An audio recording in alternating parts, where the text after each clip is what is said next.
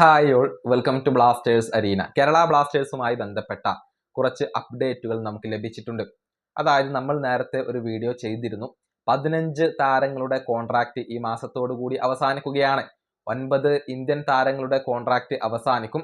അതുപോലെ തന്നെ 6 വിദേശ താരങ്ങളുടെയും കോൺട്രാക്റ്റ് അവസാനിക്കും എന്നുള്ളത് നമ്മൾ നേരത്തെ വീഡിയോ ചെയ്തിരുന്നു. എബിൻ ദാസിന്റെ കരാറ് ബ്ലാസ്റ്റേഴ്സ് നേരത്തെ പുതുക്കി 2 വർഷത്തേക്കാണ് കോൺട്രാക്റ്റ് പുതുക്കിയിട്ടുള്ളത്. ഇതുമായി ബന്ധപ്പെട്ട ഇൻസൈഡ് റിപ്പോർട്ട് നമുക്ക് ലഭിച്ചിട്ടുണ്ട്. ബ്ലാസ്റ്റേഴ്സിനകത്തുള്ള ഒരു വ്യക്തിയാണ് നമുക്ക് ഈ വിവരങ്ങൾ നൽകിയിട്ടുള്ളത്. അതായത് കോൺട്രാക്റ്റ് പുതുക്കുന്നതുമായി ബന്ധപ്പെട്ടുകൊണ്ട് കുറച്ച് ദിവസങ്ങൾക്ക് മുൻപ് ആദ്യഘട്ട ചർച്ച നടത്തിയിരുന്നു. അതിൽ 2 താരങ്ങൾ പോസിറ്റീവ് ആയിക്കൊണ്ട് പ്രതികരിച്ചിട്ടുണ്ട്. അതായത് ഗോൾ കീപ്പറായ സച്ചിൻ സുരേഷ്, അതുപോലെ തന്നെ പ്രതിരോധ നിരയിൽ കളിക്കുന്ന മുഹമ്മദ് സഹീഫ്, ഇവർ 2 പേരും കോൺട്രാക്റ്റ് പുതുക്കാൻ ഓക്കെയാണ്. ഈ ആദ്യഘട്ട ചർച്ചകളോട് പോസിറ്റീവ് ആയിക്കൊണ്ടാണ് പ്രതികരിച്ചിട്ടുള്ളത്. 2 പേരും കോൺട്രാക്റ്റ് പുതുക്കാൻ ഒരുക്കമാണ് എന്നാണ് അറിയാൻ സാധിക്കുന്നത്. പക്ഷെ 2 താരങ്ങളുടെ കാര്യത്തിൽ ഇപ്പോൾ സംശയമുണ്ട്.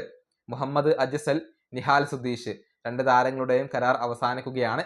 ഇവർ കോൺട്രാക്റ്റ് പുതുക്കുമോ എന്ന കാര്യത്തിൽ സംശയങ്ങളാണ്. ബ്ലാസ്റ്റേഴ്സിനകത്ത് 2 പേരും തുടരുമോ എന്ന കാര്യത്തിൽ ഇപ്പോൾ സംശയങ്ങളാണ്. ഇനി ഏറ്റവും പ്രധാനപ്പെട്ട കാര്യം, പിന്നീട് ചർച്ചകൾ ഒന്നും നടന്നില്ല എന്നുള്ളതാണ്.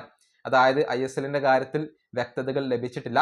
അതുകൊണ്ട് തന്നെ ബ്ലാസ്റ്റേഴ്സ് കോൺട്രാക്റ്റ് പുതുക്കുന്നതുമായി ബന്ധപ്പെട്ട എല്ലാ ചർച്ചകളും ഇപ്പോൾ നിർത്തിവെച്ചിരിക്കുകയാണ്.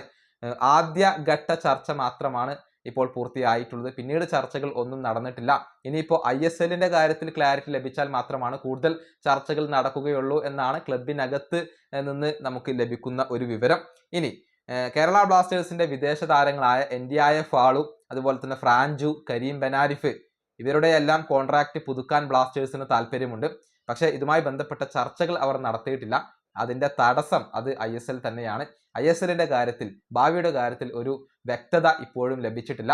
ഓൾ ഇന്ത്യ ഫുട്ബോൾ ഫെഡറേഷൻ ഇക്കാര്യത്തിൽ ഒരു പരിഹാരം കണ്ടാൽ മാത്രമാണ് കേരള ബ്ലാസ്റ്റേഴ്സ് ഇവരോട് ചർച്ചകൾ നടത്തുകയുള്ളൂ. പക്ഷെ ഈ 3 വിദേശ താരങ്ങളെയും നിലനിർത്താൻ ബ്ലാസ്റ്റേഴ്സിന് താല്പര്യമുണ്ട് എന്നാണ് അറിയാൻ സാധിക്കുന്നത്.